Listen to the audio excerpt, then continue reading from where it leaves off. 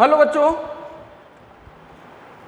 Sandeep chemistry अदा की तरफ से मैं आपका chemistry teacher Sandeep Tiwari welcome करता हूं। बेटा आज हम लोग 11th आईटी नीट की जो mole concept, some basic concept के मोल कॉन्सेप्ट पार्ट पे चल रहे थे और लास्ट क्लास में हम लोगों ने देखा था कि मोल क्या होता है। अभी बहुत ज़्यादा कंप्लीट हम लोग नहीं कर पाए थे, लेकिन मोल होता क्या है हम लोगों ने समझ लिया था। और वहाँ पर आपसे हम लोगों ने बात किया था क्या कि 1 मोल, हम लोगों ने क्या बात किया था बेटा कि 1 मोल अगर कोई चीज़ होगी तो उसका नंबर ऑफ एंटिटीज क्या होंगी 6.023 इंटू 10⁻23 और 1 मोल का जो वॉल्यूम था वो 22.4 लीटर था और कब था 8 STP।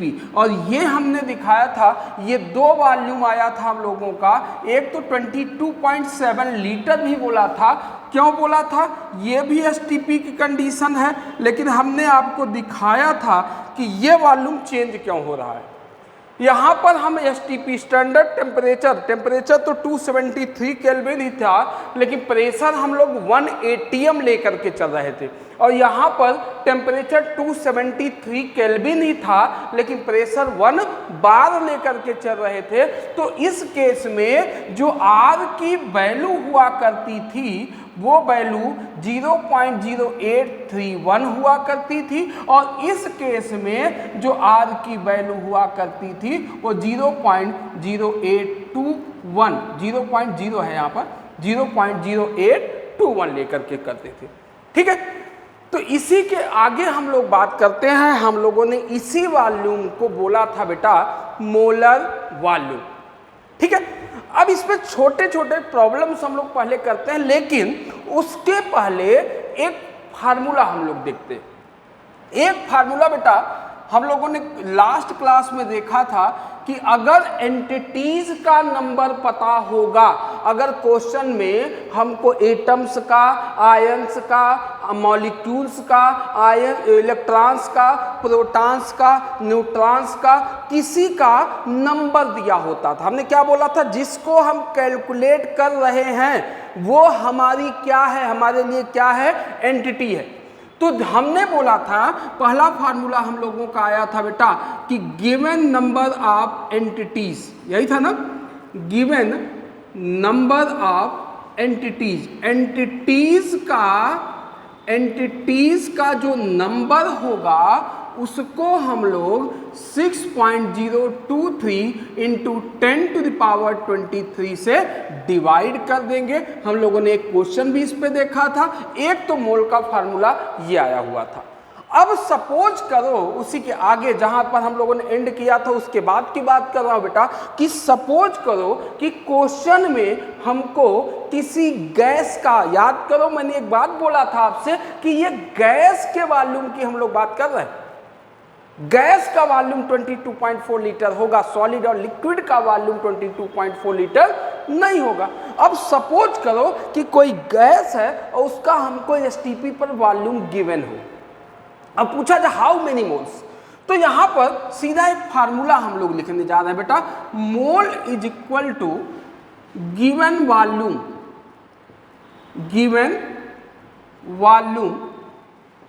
ऑफ गैस लिख दे रहा हूं एट STP डिवाइडेड बाई 22.4। ये वॉल्यूम अगर हमको दिया होगा तो इससे हम मोल कैलकुलेट कर सकते हैं। अब सपोज करो इस पे क्वेश्चन कैसे आता है बेटा, क्वेश्चन देखो, कह दिया in a flask 5.6 litre carbon dioxide gas is present at STP पर ये गैस प्रेजेंट है। ठीक है, क्या कर रहा है, calculate number of moles of carbon dioxide gas, ये क्वेश्चन है बेटा। अब देखो क्या दिया है, एसटीपी पर सीधा सीधा वॉल्यूम दे दिया बेटा, और एसटीपी पर जब वॉल्यूम दे दिया तो अब क्या होगा, सीधा सीधा बताओ, ऊपर वाला फार्मूला हम लोग यूज कर लेंगे ये वाला, और ये फार्मूला जब यूज करेंगे बेटा तो गिवन वॉल्यूम तो 5.6 लीटर डिवाइडेड बाई 22.4 लीटर, ये डिवाइड करोगे तो ये आ जाएगा 1/4 मोल, या इसको हम लिख सकते हैं 0.25 मोल लिखा जा सकता है। ठीक है, इसका मतलब उस फ्लास्क में 0.25 मोल क्या प्रेजेंट है, कार्बन डाइऑक्साइड गैस प्रेजेंट है। ठीक, और इसमें बेटा अब हम लोग करने क्या जा रहे हैं, थोड़ा सा इसी से रिलेटेड जो दो फार्मूले अभी तक हमने बात किया है, मोल से रिलेटेड दो फार्मूले, इन्हीं फार्मूले पर हम कैलकुलेशंस करने जा रहे हैं कुछ चीज़ों का। एकदम आराम से रिलैक्स होकर के आपको समझना है। ठीक है, चलिए अब यहाँ से बेटा एक क्वेश्चन पहले हम लिखने जा रहे हैं, वो नोट करिएगा, उसके बाद आप करिएगा। उसमें कई पार्ट हम बनाने जा रहे हैं, सुनिएगा ध्यान से। क्वेश्चन ये है,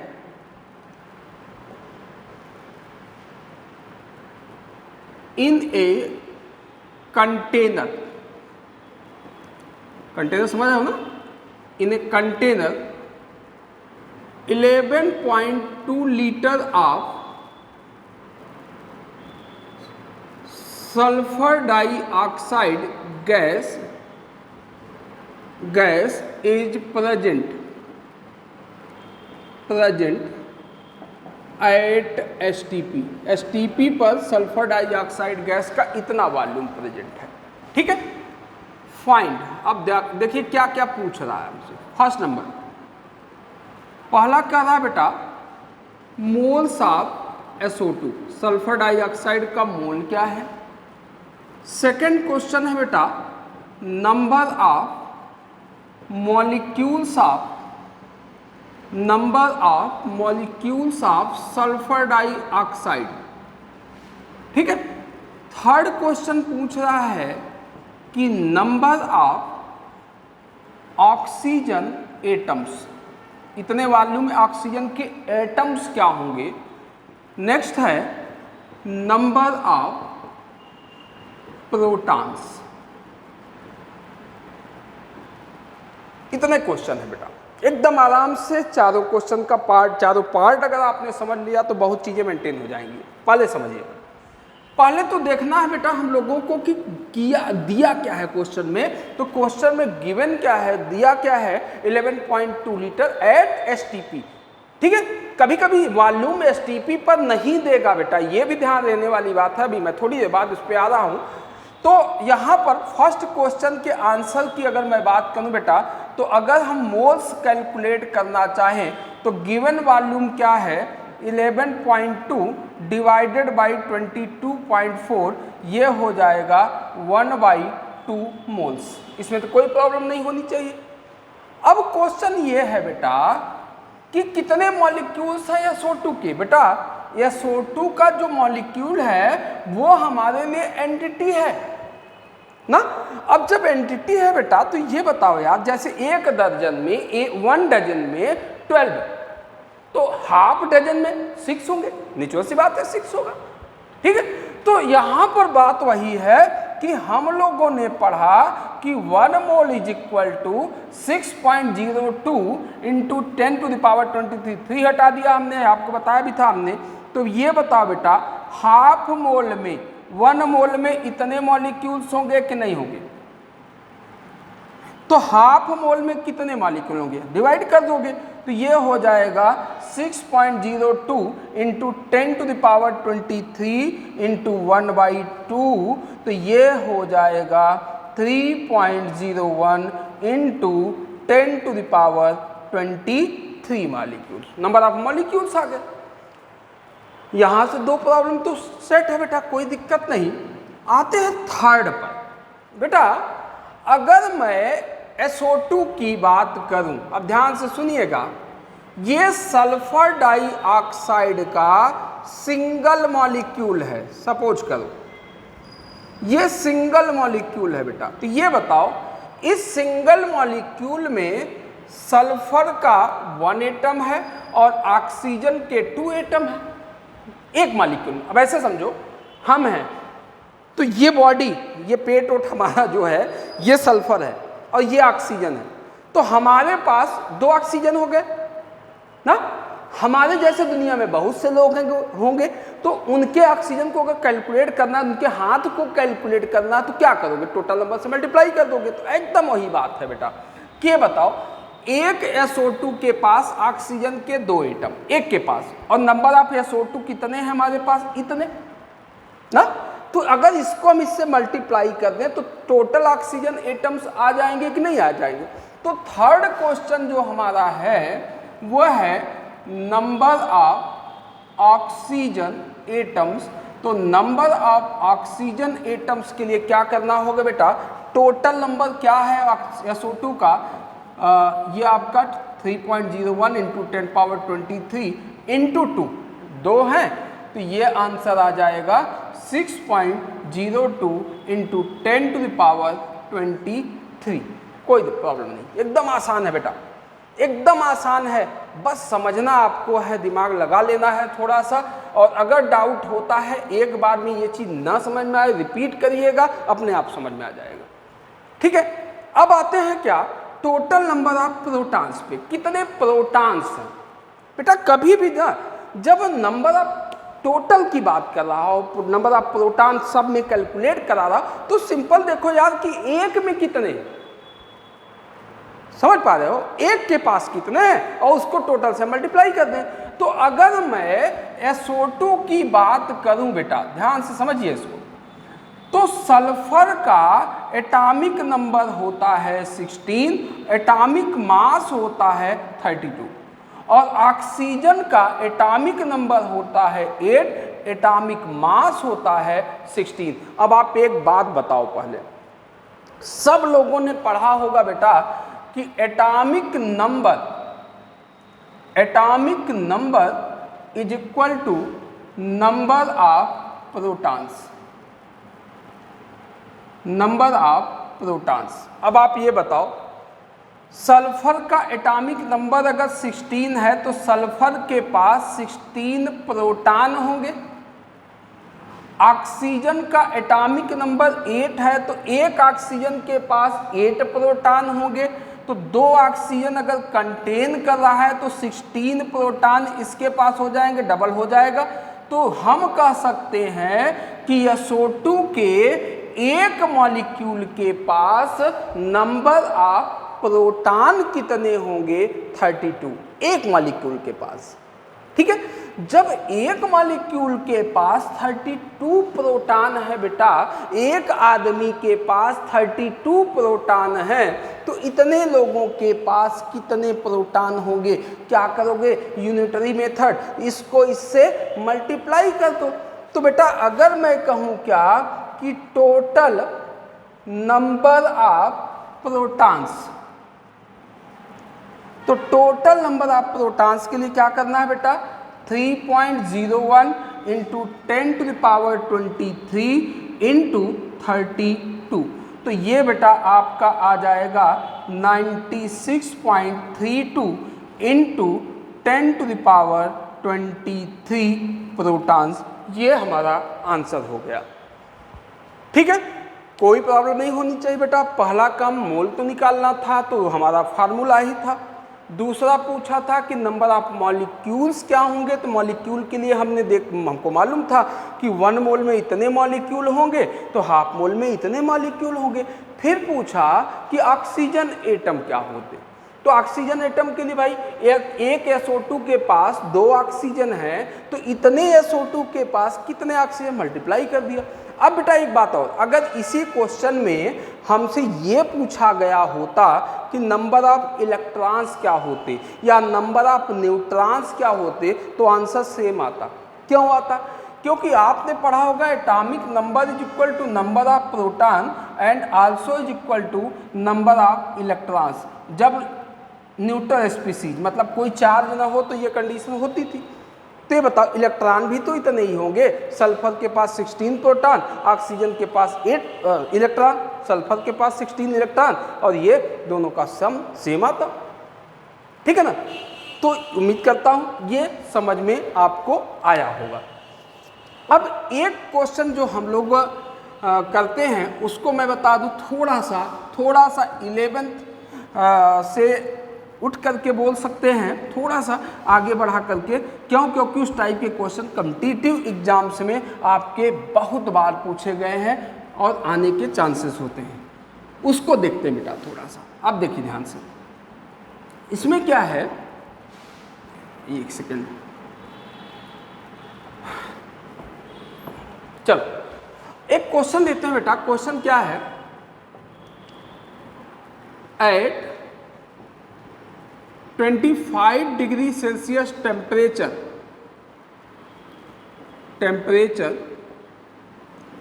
एंड 2 एटमॉस्फेरिक प्रेशर, समझ जाओगे बेटा, एटीएम, पैसे वाला एटीएम नहीं, atmospheric pressure and 2 atmospheric pressure,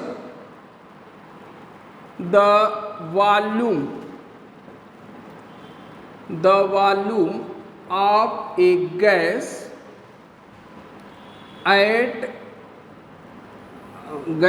is 11.2 litre. Gas का वॉल्यूम 11.2 लीटर है, ठीक है।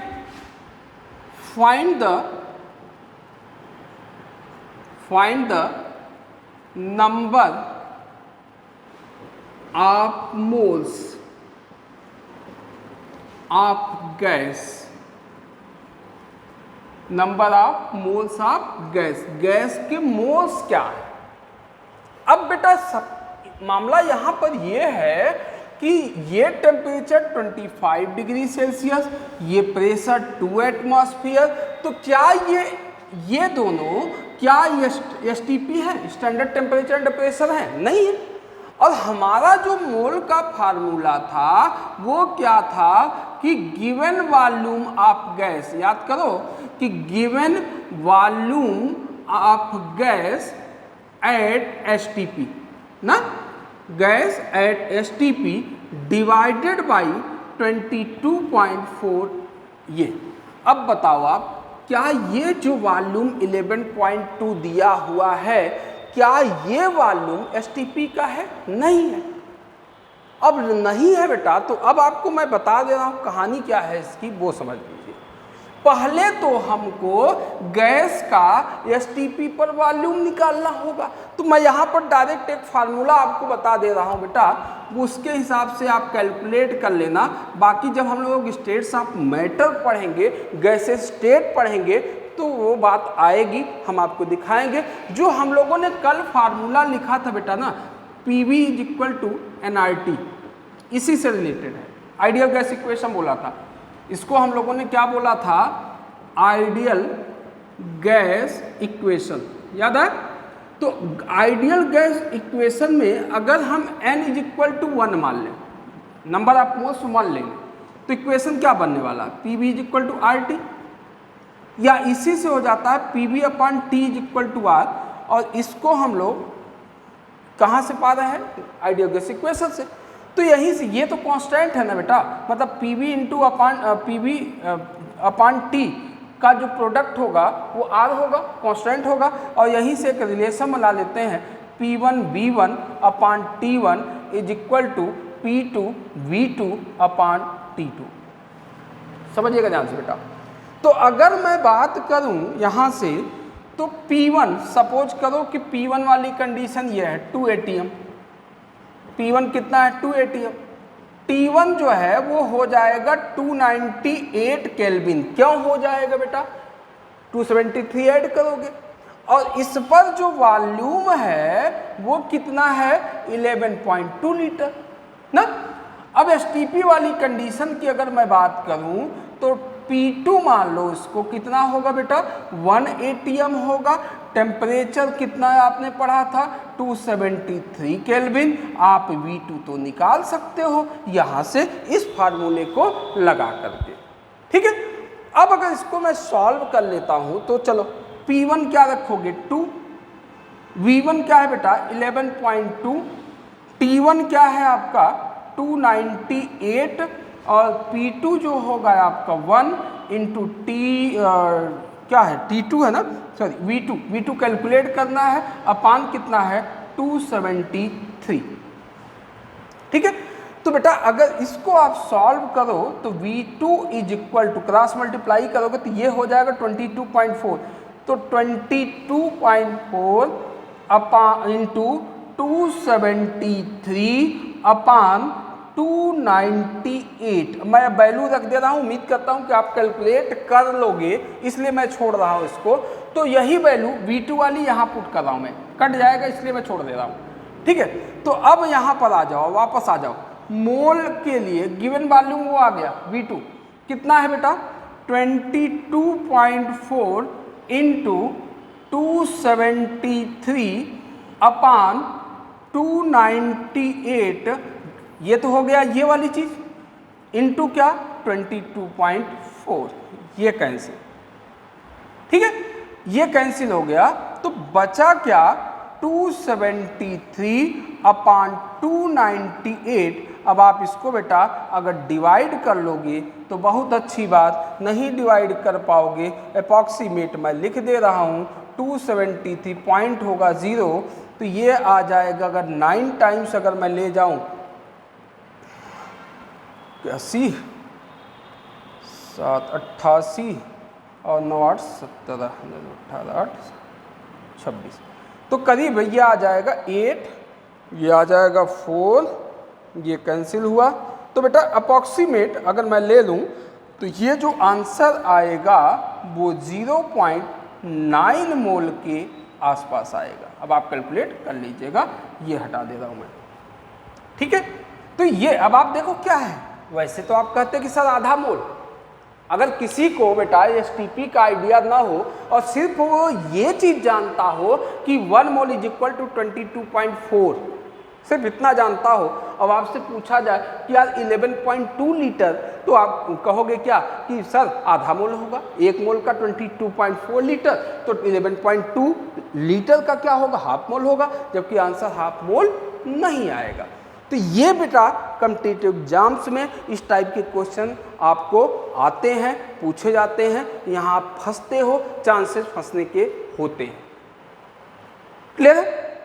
अब यहाँ पर बेटा ये क्वेश्चन, दो क्वेश्चन जो हमने अभी दोनों की बात किया, इसके पहले वाले जो क्वेश्चन हमने किए वहाँ पर भी बेटा वो पहले वाला भी क्वेश्चन बहुत इंपॉर्टेंट हो जाता है।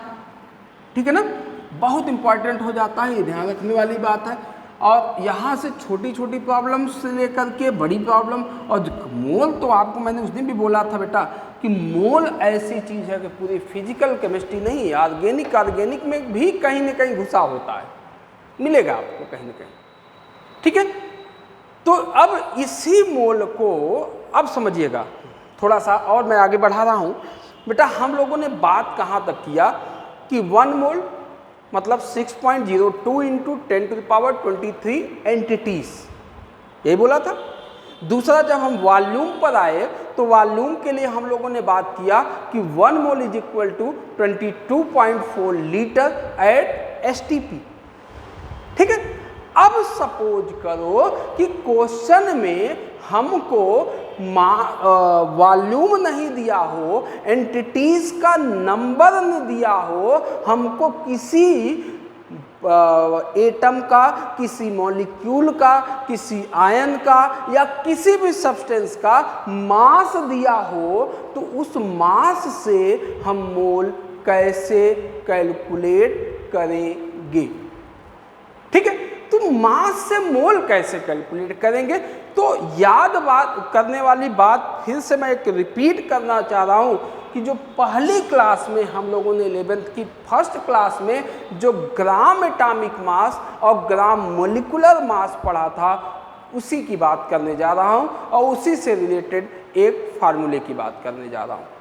ठीक बेटा, तो अगर बेटा हम लोगों ने, फिर से मैं रिपीट थोड़ा सा करना चाहूँगा, हमने आपसे कहा था O है, याद करो O है, ऑक्सीजन का एटम है, और आपसे कहा बेटा कि इसका एटॉमिक मास बता दो, तो आप कहोगे सर इसका एटॉमिक मास 16 AMU होगा, याद है। और हमने कहा कि इसका बेटा ग्राम एटॉमिक मास बता दो, सॉरी ग्राम एटॉमिक मास बता दो, तो आप कहोगे सर इसका ग्राम एटॉमिक मास 16 ग्राम होगा। और इसी को हम लोग क्या बोलते थे, मोलर मास, मतलब 1 मोल का मास।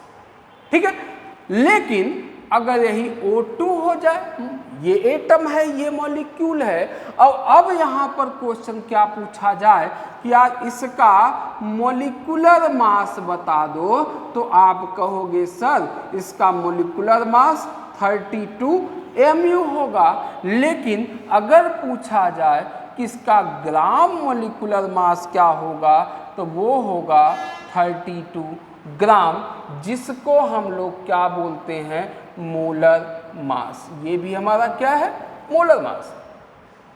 ठीक है, अब यहां से इंपॉर्टेंट बात इन दोनों को लेकर के हम लोग चलने वाले हैं यहां से, वो क्या है वो सुनिए बेटा। सपोज करो कि हमको किसी एटम का मास दिया हो, किसी मॉलिक्यूल का हमको मास दिया हो, और हमसे मोल कैलकुलेट कराए।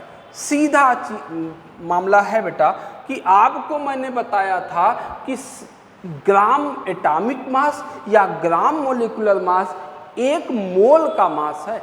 ये 1 मोल एटम का मास होता है और 1 मोल मॉलिक्यूल का मास होता है ना। तो अब मतलब ये हुआ कि हम कह सकते हैं कि इस 32 ग्राम में 6.02 इंटू 10⁻23 ऑक्सीजन मॉलिक्यूल्स होंगे।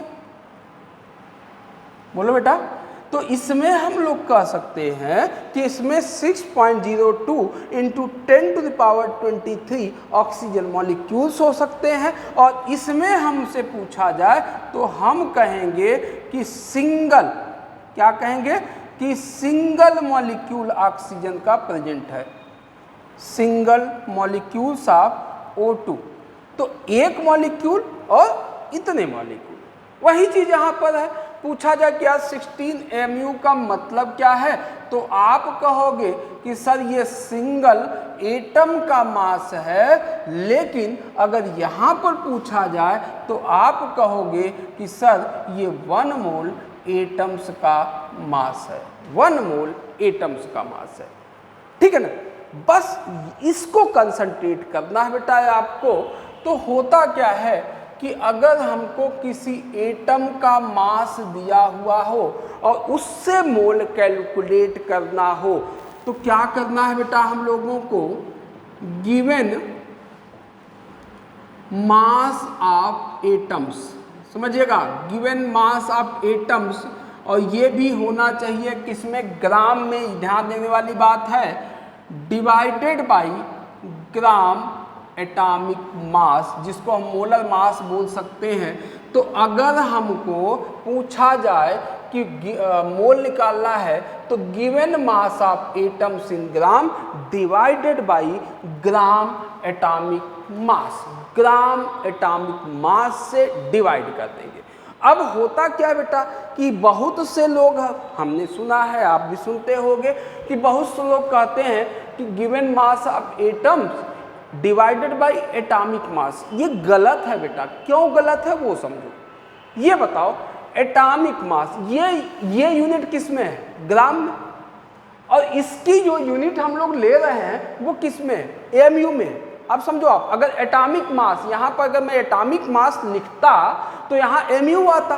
क्या mu से ग्राम को डिवाइड कर सकते हैं? नहीं कर सकते, क्योंकि दोनों की यूनिट का सेम होना जरूरी। ठीक है, सेम चीज यहां पर आती है बेटा, क्या कि अगर यहां पर मॉलिक्यूल हो हमारे पास कोई, तो हम क्या करेंगे, गिवन मास ऑफ मॉलिक्यूल, अगर कोई मॉलिक्यूल है किसमें, ग्राम में, तो उसके भी मास को हम किससे डिवाइड करेंगे, ग्राम मॉलिक्यूलर मास से डिवाइड करेंगे, जीएमएम से डिवाइड करेंगे, रीजन वही है बेटा। हम अब यहाँ पर भी लोग बोल देते हैं झटके में कि यार molecular mass divided by molecular mass. बेटा मोलिकुलर मास की यूनिट क्या है? mu है। अगर आपने यहाँ mu लिखा, यहाँ ग्राम लिया, तो क्या डिवीजन पॉसिबल है? नहीं पॉसिबल है। ये बेसिक चीज़ें हैं, छोटी छोटी चीज़ें बेटा। और हम लोग चकाचौंध में इतना खो जाते हैं कि हम लोग समझ नहीं पाते कि क्या हो रहा है। वहाँ पर इतना फोर्सफुली ये लाइक करो, ये सब्सक्राइब करो, ये करो, वो करो, इतना चकाचौंध होता है कि हमको ये बेसिक चीज़ों से नहीं रूबरू कराया जाता, और वहीं पर हम लोग गलत कर जाते हैं। छोटी छोटी चीज़ें हैं बेटा, ठीक है। तो यहाँ पर ध्यान देने वाली बात है कि यहाँ पर न तो एटॉमिक मास होगा, न तो यहाँ मोलिकुलर मास होगा, यहाँ ग्राम मोलिकुलर मास होगा, और यहाँ पर क्या होगा? ग्राम एटॉमिक मास होगा, ठीक है। तो अब जैसे बेटा क्वेश्चन ये आ जाए, क्वेश्चन हमारे पास ये आ जाता है कि सपोज करो कह दिया जाए कि इन ए फ्लास्क, अब सुनिए, in a flask 7 grams of nitrogen gas N2 gas is present. Nitrogen gas present है, कितना? 7 gram. Calculate moles of nitrogen gas. N2 बोल रहा है बेटा, N2 बोल दिया, समझो। अब मास तो हमको दे दिया ना बेटा, कितना ग्राम दे दिया? 7 ग्राम, ये वाली मास दे दिया। अब N2 है तो नाइट्रोजन का एटॉमिक मास 14 होता है, 14 होता है, सबको पता होगा। तो 2 हैं तो मॉलिक्यूल है, तो ये हो जाएगा 28। अगर इसको आप, ये 28 ग्राम होगा, इसको आप कैंसिल कर सकते हो, तो आप कहोगे कि number of moles of nitrogen gas कितना होगा? 1/4 मोल होगा, ठीक बेटा। तो ये हुआ मोल क्या होता है। आप 3 मोल पर हम लोगों ने 2 क्लास सिर्फ कॉन्सेप्चुअल पे भी एक तरीके से किया है। इससे रिलेटेड जो प्रॉब्लम्स हैं और प्रॉब्लम है, अच्छी प्रॉब्लम जो है, वो नेक्स्ट वीडियो में, नेक्स्ट क्लास में हम लोग कल लेकर के मिलेंगे, ठीक है। नेक्स्ट क्लास में मिलेंगे। आज के लिए इसी पर रुकते हैं, ठीक बेटा। और एकदम आराम से सीखिए आप। मैं बार बार आपसे रिपीट कर रहा हूँ बेटा कि रटने की गलती मत करिए, पढ़िए मत, सीख लीजिए, दोबारा पढ़ना नहीं पड़ेगा, ठीक बेटा। ओके, सुरक्षित रहिए, सेफ रहिए। Thank you.